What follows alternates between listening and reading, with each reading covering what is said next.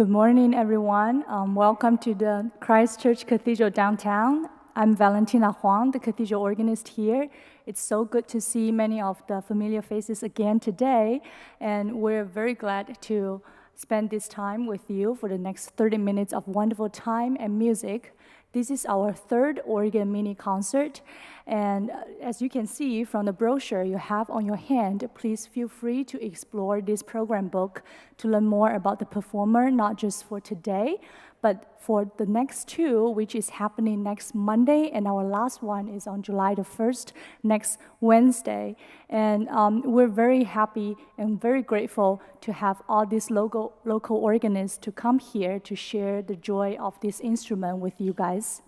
And after the recital, we'll have a cathedral tour available for any of you, especially if you're a first-time visitor who are interested in learning more about this beautiful space, church, and the history of this space. And following that, we will have the noon prayer happening here in the chancel. So today, we have John Kirk join us, and he is the music director and organist from the St. Andrew Episcopal Church in the Heights, and he's also the university organist at HCU, Houston Christian University.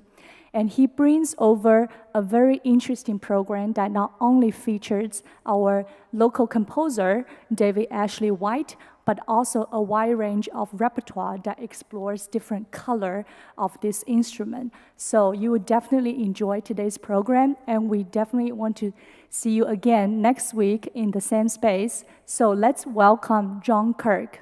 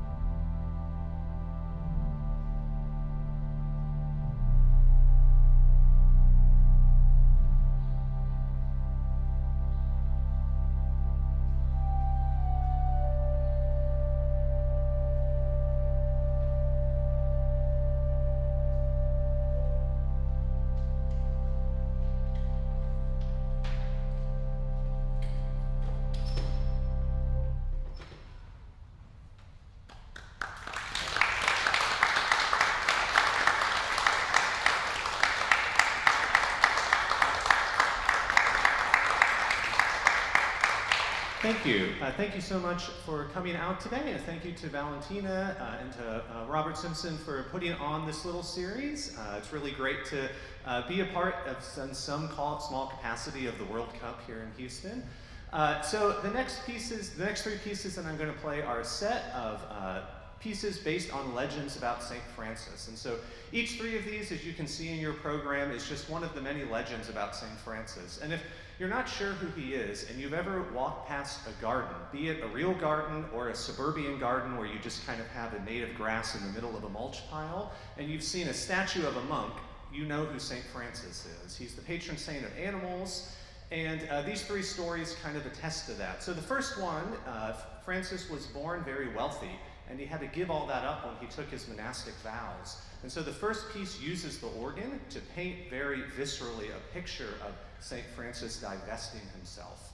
The second piece is based on a famous story where St. Francis was going along and decided to preach a sermon to some birds. We don't know how many were in fact baptized after the sermon, but we can assume it was at least one. And so you'll hear a lot of bird song in that. And then the third one is a story about a wolf who was terrorizing a village by eating their sheep and stealing from them. And so Francis was walking through, he heard about their plight, and they were going to hunt the wolf. And he said, well, let's not do that. Let me go talk to it. So he talked to the wolf and came to the agreement that if the village fed the wolf would stop attacking them. And the legend tells us that the wolf then lived in harmony with the townspeople for 7 years.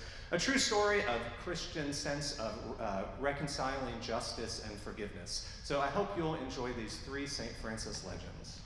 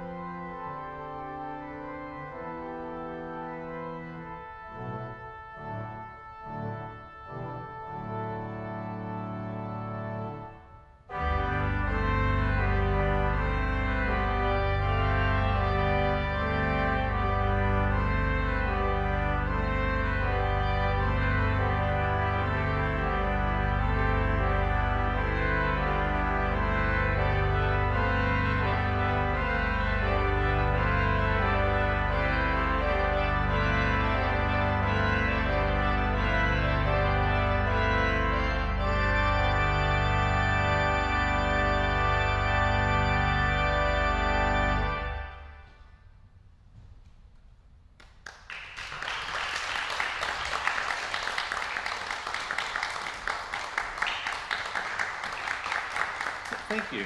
The next piece on the program is also kind of a tone painting piece beside the still waters, which paints the most famous psalm, Psalm 23.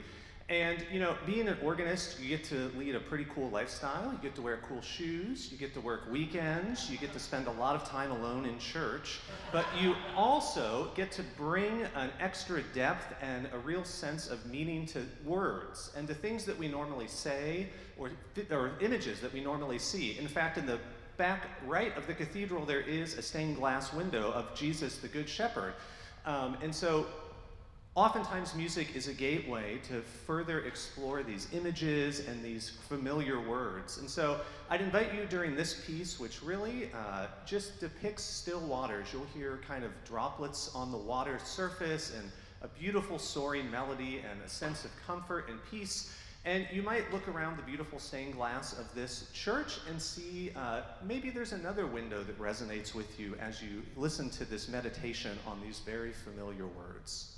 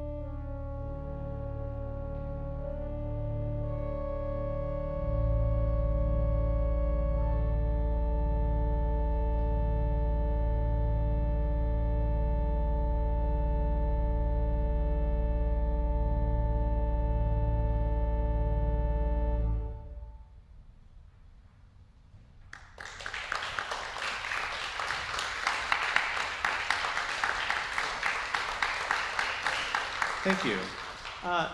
Thank you again for coming out to this recital, and I hope that you can make the next two recitals next week. And the final piece I'm playing is William Walton's Crown Imperial March. This was written for the coronation of King George VI in 1937. And Walton was heralded as a modern composer. And so composers were very excited because they thought, oh, this is the chance. He'll write something really modern and kind of avant-garde, and it'll give our music more validation. Well, he didn't. He wrote a very traditional English kind of march. But with some real kind of William Walton flares. Like you'll hear some very sudden key changes, very exciting things. But this march kind of exemplifies, to me, many of the things we associate with England, with pomp and circumstance, and with royalty and majesty and grandeur. And so you'll hear this extremely exciting first theme, and you can imagine the day of a coronation. And then you'll hear in the middle a very more solemn scene. You can imagine people processing, and then it's back to the exciting theme to kind of round it out. So William Walton's Crown Imperial. And the quote, by the way, if you're not up on your Middle English, is "In beauty bearing the crown imperial" is the William Dunbar quote in your program. Thank you again so much for coming to today's recital, and I hope you will enjoy Walton's Crown Imperial.